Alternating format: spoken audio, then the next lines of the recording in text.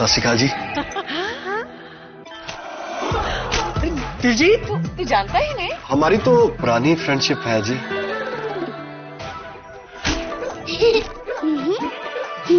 मैं क्या जी, सब जानते हैं, जहाँ दिखे मारियो, अपना समझ के खा लियो।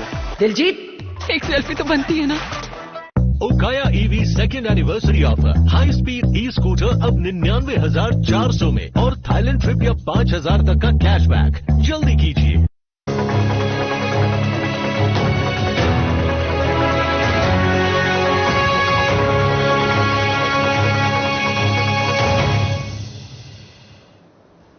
नमस्कार, स्वागत है आप सभी का मध्य प्रदेश और छत्तीसगढ़ की खबरों में। मैं आपके साथ निकिता कश्यप। बुलेटिन की शुरुआत करते हैं इस वक्त की हेडलाइंस के साथ।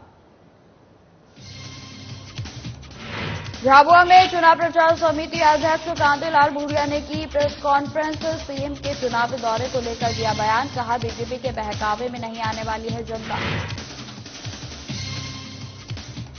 धार में पत्रकार वार्ता का किया गया आयोजन, विधायक ने पेश की धार विधानसभा की प्रगति रिपोर्ट। गुजरात प्रदेश के पूर्व कैबिनेट मंत्री भी रहे मौजूद।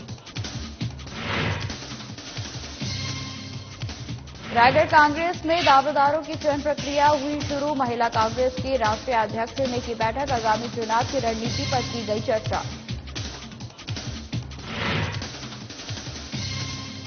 डोंगरगांव में जनता का मन टटोलने पहुंचे बिहार के विधायक, आगामी चुनाव को लेकर बीजेपी नेताओं के साथ की गई बैठक, महंगाई को लेकर कांग्रेस सरकार पर साधा निशाना।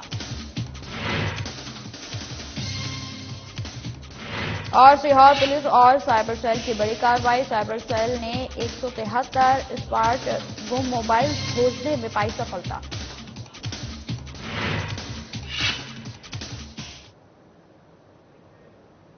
खबरों की शुरुआत करते हैं। झाबुआ में रविवार को विधायक कार्यालय में आयोजित पत्रकार वार्ता को संबोधित करते हुए मध्य प्रदेश चुनाव प्रचार समिति अध्यक्ष विधायक कांतिलाल भूरिया ने मुख्यमंत्री के झाबुआ चुनावी दौरे को लेकर बड़ा बयान दिया है। उन्होंने कहा कि मध्य प्रदेश की जनता शिवराज सिंह चौहान की झूठी घोषणाओं और वादों को पिछले 18 सालों से सुन रही है। मुख्यमंत्री ने 18 साल में हजारों झूठी घोषणाएं की हैं और वहीं अब 2 महीने के लिए कुछ और झूठी घोषणाएं कर जनता को भ्रमित करने में लगे हुए हैं। उन्होंने यह भी कहा कि कांग्रेस और मुझ पर आरोप लगाते हुए जनता को भ्रमित कर रहे हैं और कांग्रेस ने क्या किया।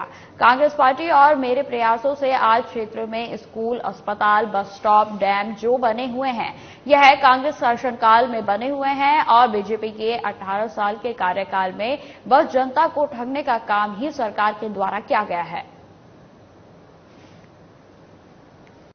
अब उसका हिसाब आने वाले समय में 2-3 महीने बाद मध्य प्रदेश की जनता हिसाब करेगी और कांग्रेस को भारी बहुमत से जिताएगी और 150 सीटें से ऊपर आएगी।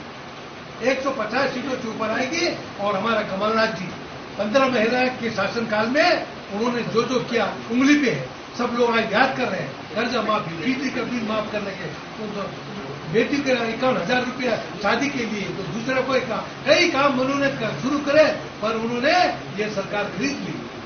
उन्होंने खरीद के हमारी अच्छी भली जनता ने 5 साल का जनादेश दिया था, पर भाजपा ने पीछे तरह से खरीदी और खरीदी सरकार चला रहे।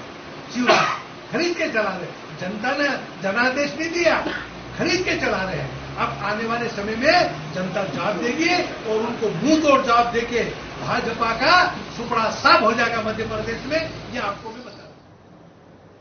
धार जिले में चुनाव को लेकर धार विधानसभा के विधायक नीना वर्मा इन दिनों एक्टिव मोड में है और इसी कड़ी में विधायक ने धार विधानसभा की प्रगति रिपोर्ट के लिए एक प्रेस कॉन्फ्रेंस भी की। वहीं आपको बता दें कि जिसमें गुजरात प्रदेश के पूर्व कैबिनेट मंत्री नरेश भाई और पूर्व जिला अध्यक्ष प्रभु राठौर, धार जिला उपाध्यक्ष विश्वास पांडे भी मौजूद रहे। वहीं आपको बता दें कि पत्रकार वार्ता को संबोधित करते हुए विधायक नीना वर्मा ने कहा कि मध्य प्रदेश को बीमारू राज्य से समृद्ध राज्य बनाने का कार्य आज बीजेपी की सरकार ने किया है।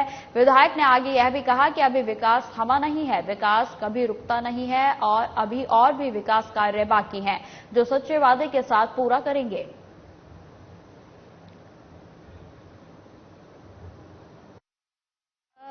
का आशीर्वाद और पार्टी का विश्वास प्रयास किया गया है, उस पर हम खरे उतरे। और इसी के अंतर्गत आज मैंने धार में किए गए विकास कार्यों को आपके सामने रखा है कि हमने ये काम किए हैं और बहुत सारे काम अभी करने हैं, क्योंकि हम जानते हैं कि विकास कभी रुकता नहीं है, काम कभी खत्म नहीं होते हैं। उसी के तारतम्य में आने वाले समय में हम बहुत सारे काम जो हमारे अभी दिमाग में है और जनता का आशीर्वाद मिला भारतीय जनता पार्टी को, तो उनको पूरा करने की कोशिश करेंगे। अब खबर रायगढ़ से है, जहां छत्तीसगढ़ में होने वाले विधानसभा चुनाव को लेकर कांग्रेस पार्टी ने अपने दावेदारों की चयन प्रक्रिया शुरू कर दी है। वहीं आपको बता दें कि इसी कड़ी में सर्किट हाउस रायगढ़ में महिला कांग्रेस की राष्ट्रीय अध्यक्ष और प्रदेश स्क्रीनिंग कमेटी की सदस्य डिसूजा ने सारणगढ़ जिले और रायगढ़ जिले के कार्यकर्ताओं और पदाधिकारियों से मिलकर दावेदारों की स्थिति का जायजा लिया, जिसमें उन्होंने कहा कि आने वाले चुनाव में कांग्रेस कोई कसर नहीं छोड़ेगी। हम जनता के मुद्दों पर चुनाव लड़ेंगे और एक बार फिर छत्तीसगढ़ में अपनी सरकार बनाएंगे। महिला कांग्रेस की अध्यक्ष नेता डिसूजा जी आई हैं और वो स्क्रीनिंग कमेटी की और उनके आने का जो उद्देश्य है वो कांग्रेस के कार्यकर्ताओं से मुलाकात करना है और जो प्रत्याशी अपने आवेदन दिए हैं उनसे भी चर्चा करनी है। तो इस विषय पर आई हुई हैं और 1 to 1 सभी कांग्रेस के कार्यकर्ता, संगठन के पदाधिकारी और वरिष्ठ कांग्रेसियों से मुलाकात कर रही हैं। अभी तक कितने आवेदन आ चुके हैं विधानसभा? देखिए, विधानसभा में जो रायगढ़ जिले की स्थिति है वो खरसिया में केवल 1 आवेदन आया, धर्मजगढ़ में लगभग 1 या 2 आवेदन आए हैं, लैलूंगा में 17 से 18 आवेदन आए हैं और रायगढ़ में लगभग 23 आवेदन आए हुए हैं और सभी का ब्लॉक का स्तर पर बैठक हो गई है। उन्होंने उसमें 5 नाम का चयन करके एक बंद लिफाफे में प्रदेश कार्यालय में जमा भी किया है और 30 तारीख तक जिला अध्यक्षों को 3 की सूची जमा करने वरीयता के अनुसार। और जो उसमें महत्वपूर्ण बात है कि यदि किसी का नाम उसमें वरीयता प्रथम में है, द्वितीय में या तृतीय में है, तो उसमें कमेंट्स लिखना पड़ेगा कि आप इनको वरीयता में क्रम में ऊपर क्यों रखें। और जो पार्टी ने निर्णय लिया है कि जिसने भी आवेदन किया उनके सभी आवेदन प्रदेश कार्यालय में जमा होंगे और उसमें भी विचार किया जाएगा। डिसूजा मैडम जी का आगमन आज वो सारंगढ़ विजयगढ़ जिले में आए थे। डिसूजा मैडम भारतीय राष्ट्रीय महिला कांग्रेस के अध्यक्ष हैं और स्क्रीनिंग कमेटी जहाँ टिकट के लिए जहाँ चर्चा होता है उस कमेटी के वो सदस्य हैं। आज सारंगढ़ विजयगढ़ और रायगढ़ जिले और कोरबा जिले का उनका दौरा है और वो सभी प्रत्याशियों को और वरिष्ठ कांग्रेसियों से लगातार 1 to 1 बैठक लगे फीडबैक ले रही हैं। वो यत्नाचारी कौन जीतने योग्य प्रत्याशी है। सब पूरे जितने भी विधानसभा के रायगढ़, सारंगढ़ या रायगढ़ जिले के समस्त विधानसभा के लोगों से 1 to 1 चर्चा करके एक फीडबैक ले रही हैं कि कौन जीतने के लायक प्रत्याशी है, किसको हम टिकट देंगे तो विजय प्राप्त करेगा। इस उद्देश्य से ये जो हम यहाँ पे लोगों से मिलने आए हैं, उनसे बातचीत करने आए हैं, वैसे कितने आवेदन वगैरह वो संगठन की बातें हैं और संगठन की बातें संगठन में रहे। मैम, यहाँ जो खबरें आई हैं उसके अनुसार ऐसा है कि रायगढ़ और लैलूंगा इन 2 क्षेत्रों में बहुत ज्यादा आवेदन आए हैं बनिस्पत खरसिया के और धर्मजगढ़ के। देखिए, कांग्रेस पार्टी सभी को मौका देती है अपने बात रखने की, तो सब कांग्रेस पार्टी के सारे कार्यकर्ता, सारे जो हमारे पदाधिकारी है वो अपनी बातें रख रहे हैं। बातें रखने का अधिकार सबको है। देखिए, मैं आप सबको बता दूं, मीडिया की हमारी भाई बहनों से, कि कांग्रेस पार्टी के जो प्रक्रिया में वो हमारी अंदर की इंटरनल डिस्कशंस होती है और मैं इसके बारे में ना मीडिया से बात करती हूँ ना इस पे मैं सवाल जवाब चाहूँगी। विधानसभा डोंगरगांव क्षेत्र में आम नागरिकों का मन टटोलने पहुंचे बिहार के विधायक श्रेयसी सिंह ने प्रेस वार्ता के दौरान अनेक सवालों के जवाब दिए, जहां श्रेयसी सिंह ने पूरे क्षेत्र में लगातार दौरा कर आमजनों से मुलाकात कर उनका मन टटोला और उसके साथ ही बीजेपी के सभी विंग की बैठक कर सभी मुद्दों पर चर्चा कर केंद्र तक वर्तमान वस्तु स्थिति पहुंचाने की जिम्मेदारी भी तैयार की। वहीं आपको बता दें कि जब पत्रकारों ने पेट्रोल, डीजल और गैस के बढ़ते दामों का सवाल पूछा तो उन्होंने कहा कि यह संकट केवल भारत पर ही नहीं पूरे विश्व में चल रहा है, जिसे सरकार अकेले कंट्रोल नहीं कर सकती।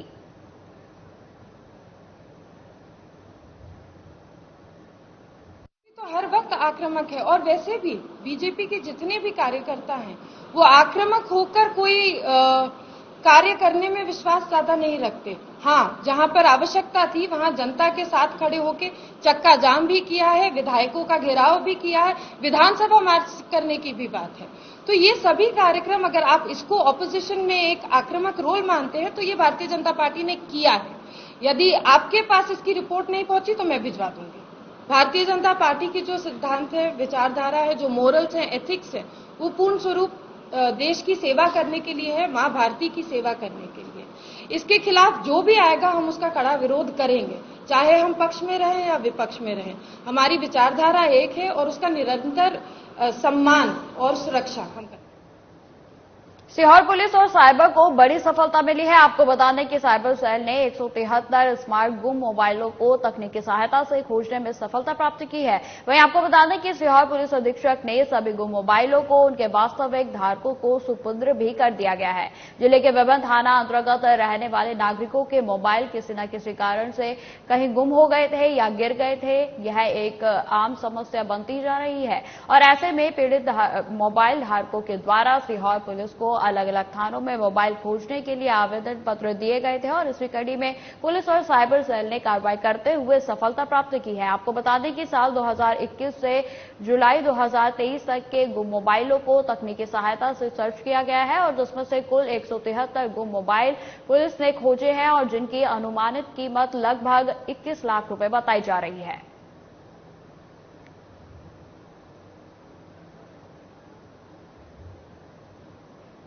रतलाम रेल मंडल के द्वारा उज्जैन में स्थित रनिंग लोबी मेल एक्सप्रेस मुख्यालय को समाप्त कर इंदौर में स्थानांतरित करने का विरोध किया जा रहा है और स्टेशन परिसर में क्रमिक हड़ताल भी की जा रही है और इसी कड़ी में कल शाम रेलवे कर्मचारियों ने नारेबाजी करते हुए कैंडल मार्च भी निकाला। वहीं आपको बता दें कि नाराज रेलवे कर्मचारियों ने प्रदर्शन स्थल पर रतलाम रेल मंडल प्रशासन के खिलाफ जमकर नारेबाजी करते हुए आक्रोश व्यक्त किया, जिसमें रेलवे कर्मचारियों के परिजन भी शामिल हुए। प्रदर्शन में शामिल बच्चों ने रतलाम डीआरएम में अपने परिजनों का ट्रांसफर निरस्त करने की गुहार लगाई है।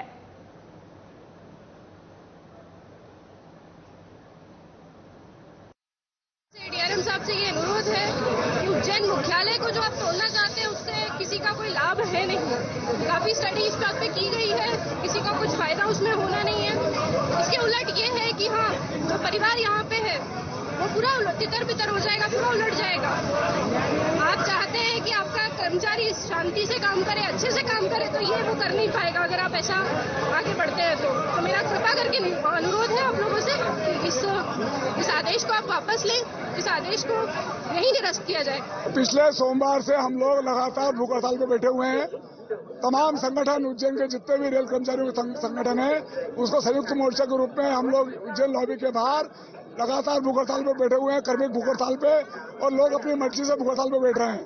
रेल प्रशासन फिर भी अपनी हिटलरशाही, तानाशाही करके हमारे साथियों को, उनके घर के लोगों को प्रताड़ित कर रहा है। रात को 12-12, 1-1 बजे फोन कर रहा है, 40-40, 50-50 मिनट हमारे लोगों को परेशान कर रहा है। हमारे साथी सो नहीं पा रहे, उनके घर के लोग परेशान हो रहे हैं। कहीं दुर्घटना हो गई, किसी ने कुछ कर लिया, उसकी जिम्मेदारी रेल प्रशासन की होगी। हमने आज कैंडल मार्च निकाला है, उसके विरोध में। कैंडल मार्च में आपने संख्या देखी ली है, हजारों सैकड़ों की संख्या में लोग यहाँ मौजूद है।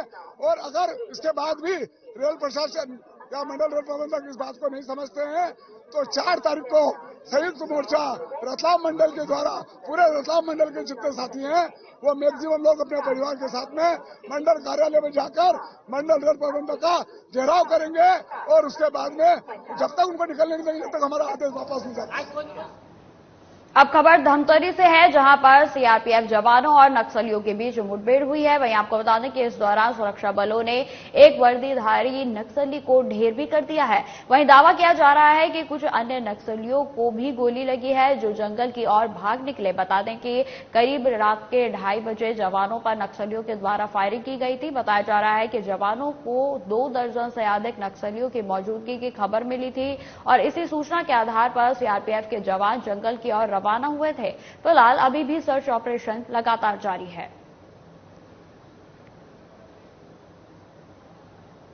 झाबुआ में संस्कृत भारती ने संस्कृत सप्ताह का आयोजन किया। कार्यक्रम की शुरुआत मां सरस्वती और मां भारती के चित्र पूजन और माल्यार्पण के साथ की गई। वहीं आपको बता दें कि कार्यक्रम में उपस्थित संस्कृत शिक्षक कृष्णकांत शुक्ला ने बताया कि संस्कृत देव भाषा है, मुख्य रूप से यह हमारी मातृभाषा है। सब भाषाओं की जननी संस्कृत को ही माना गया है। वहीं आपको बता दें कि संस्कृत के बिना विज्ञान भी पूरे तरीके से अधूरा है। मातृभाषा के इस साप्ताहिक आयोजन को मनाना हर्ष का विषय है और इस दौरान गायत्री परिवार के जीवन कुमार भट्ट, जिला प्रचार प्रमुख राहुल बैरागी आदि ने संस्कृत पर विचार व्यक्त किए।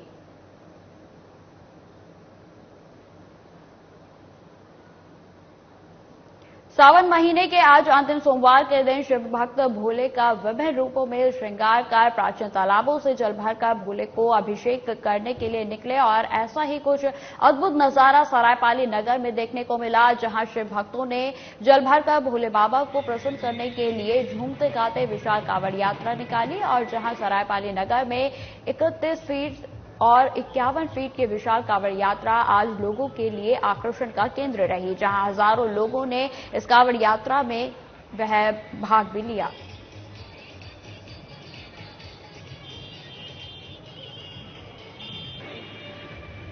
कांवड़ यात्रा पिछले 15 सालों से हम नरसिंहा रोड के व्यापारी, मजदूर, किसान भाइयों से मिलकर निकाल रहे हैं और बहुत ही अच्छा हमको सहयोग मिल रहा है। कितने फीट की कांवड़ यात्रा है ये हमारी यात्रा 31 फीट की है। कहाँ से कहाँ?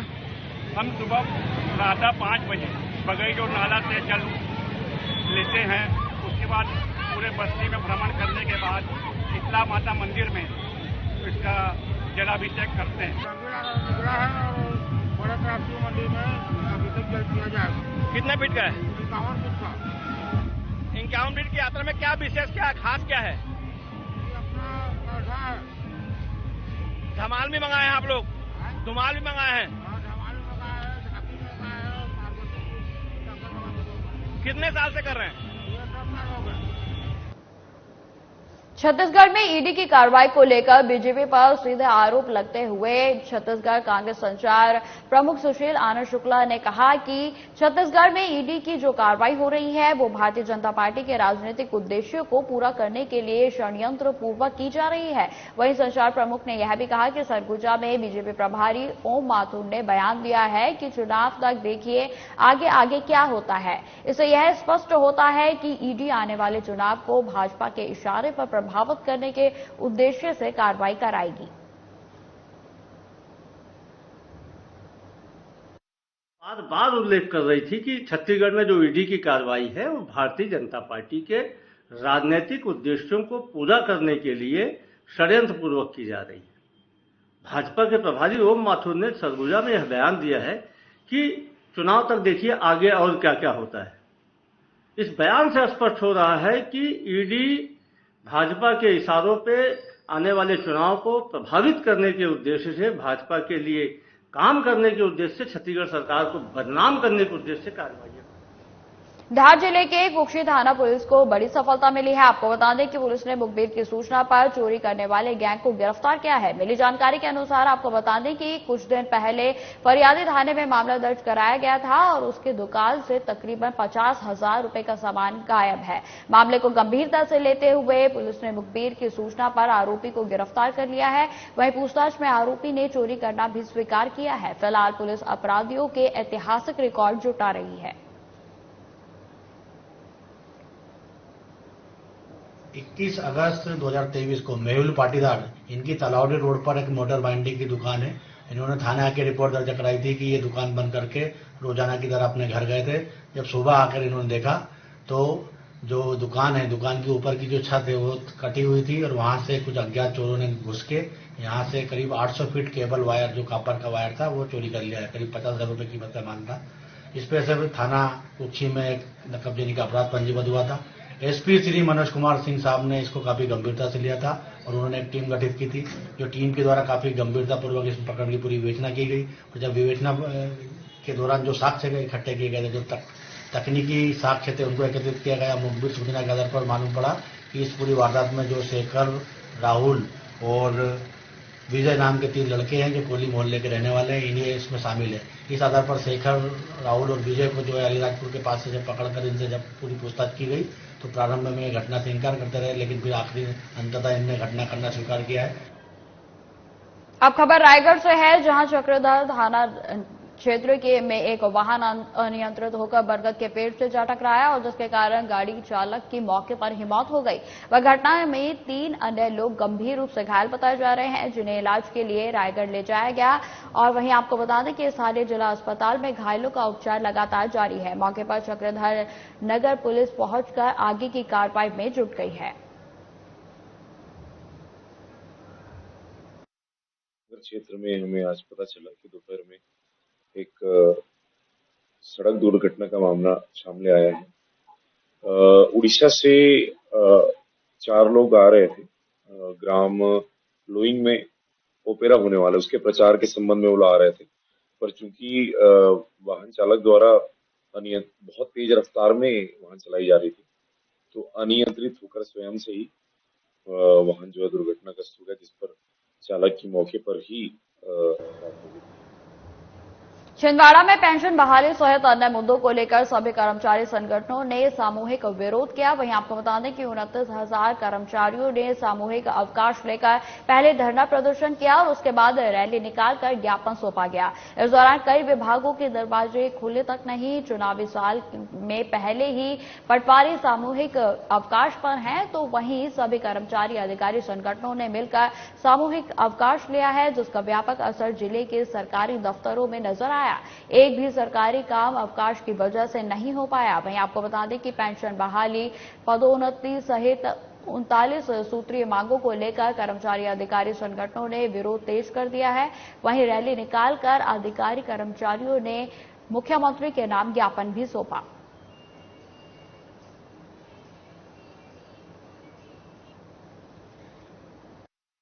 में शामिल सभी संगठनों के कर्मचारियों के 39 सूत्री मांगों को पूर्ण करने के लिए 1 दिन का अवकाश लिया है। इसके पहले हमारे छोटे छोटे आंदोलन हुए हैं। पूर्व आंदोलन में भी हमने शासन से डीए, चतुर्थ वेतनमान आदि की मांग पूर्ण कराई है। कर्मचारी हड़ताल पर नहीं जाना चाहता, हमें कोई शौक नहीं है। हम हड़ताल करने के लिए भी बड़ी परेशानी होती है, कई ऑफिसों में जा जाकर काम हमको करना पड़ता है, हमारे खुद के काम भी प्रभावित होते हैं। कर्मचारियों को भी अपना काम छोड़कर आना पड़ता है, वो भी नहीं चाहते कि हड़ताल हो, लेकिन शासन हमारी मांगों पे ध्यान नहीं दे रही है। हम प्रदेश के विकास के लिए काम करते, सारे प्रदेश के अधिकारी कर्मचारी, जिले के कर्मचारी अधिकारी शासन की कल्याणकारी योजनाओं के लिए काम करते हैं। शासन कहता है कि कर्मचारी शासन की रीढ़ है, लेकिन सीएम साहब कब हमारी रीढ़ मजबूत करेंगे, क्योंकि हमारी मांगे इतनी कई सालों से लंबित है, उसे पूर्ण नहीं किया जाता। अब खबर सरायपाली से है, जहां छत्तीसगढ़ बीजेपी की पहली लिस्ट से सरायपाली विधानसभा में गाडा समाज नाराज है। वहीं आपको बता दें कि बीजेपी के पूर्व विधानसभा प्रत्याशी और जिला पंचायत सदस्य श्याम टांडनी सहित अनेक कार्यकर्ताओं ने बीजेपी से इस्तीफा दे दिया है। फिलहाल पार्टी ने अपनी ओर से अभी कोई बयान नहीं दिया है।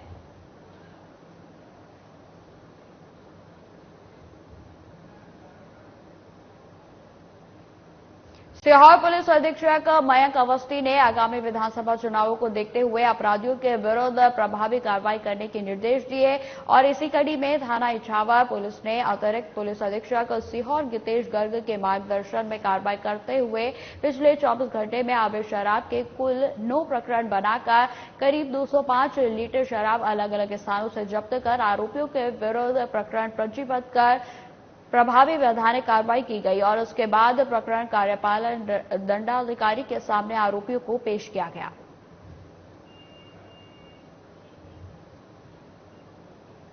सीहोर पुलिस अधीक्षक मयंक अवस्थी के द्वारा आगामी विधानसभा चुनावों को दृष्टिगत रखते हुए पुलिस कार्रवाई में गति लाने के लिए वैधानिक कार्रवाई करने के निर्देश दे दिए गए हैं और इसी कड़ी में बुधनी पुलिस ने अतिरिक्त पुलिस अधीक्षक सीहोर गितेश गर्ग और अनुविभागीय अधिकारी के मार्गदर्शन में कार्रवाई करते हुए पिछले 24 घंटे में अवैध शराब के कुल 3 प्रकरण बनाकर करीब 55 लीटर शराब जब्त की है। साथ ही लगभग 450 लीटर महुआ लहान नष्ट किया गया है और आरोपियों के विरुद्ध थाना बुधनी पर प्रकरण पंजीबद्ध कर प्रभावी वैधानिक कार्रवाई की गई।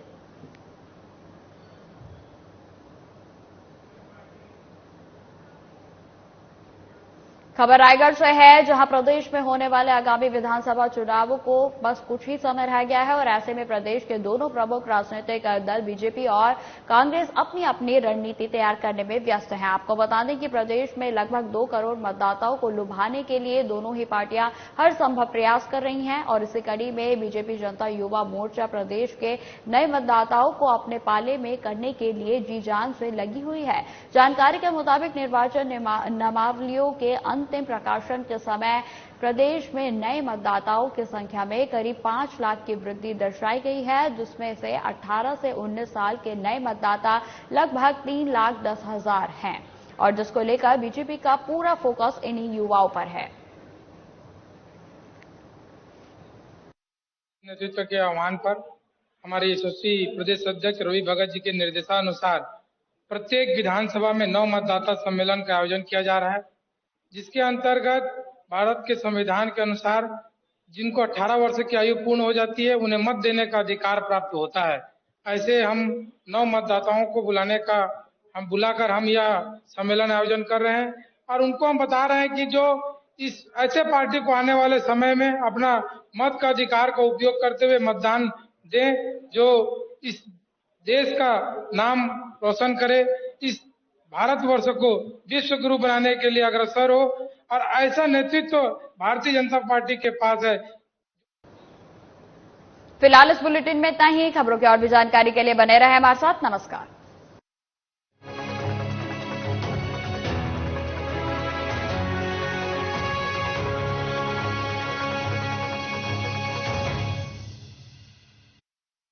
क्या जिम जाने से सेहत बन सकती है?